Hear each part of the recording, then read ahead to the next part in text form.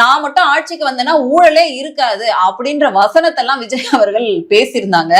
இதுல என்ன அப்படின்னா, நல்ல ஒரு கட்டமைப்பு இருக்கக்கூடிய ஒரு கட்சி அப்படின்னா அது அதிமுக கட்சி. அவ்வளவு பூத் மெம்பர்ஸ் வந்து அவங்களுக்கு உண்டு. கட்சியோட கட்டமைப்பு அப்படிங்கிறது பயங்கர பலமா இருக்கிறது. அதே மாதிரி தேசிய கட்சியான பாரதிய ஜனதா 365 நாளுமே வந்து அரசியல் பண்ணக்கூடிய ஒரு கட்சி அது.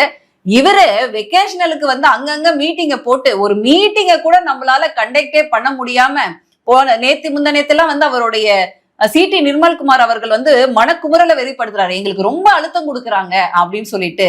Definitely like DMK government make sure that we are like they oppose to us in all means and with all these challenges definitely we are working on. இவர் வந்து ஆட்சியை பத்தி பேசுறாரு அப்படிங்கறதா இங்க எதிர்க்கட்சி தலைவர்களோட முணுமுணுப்பா இருக்கு.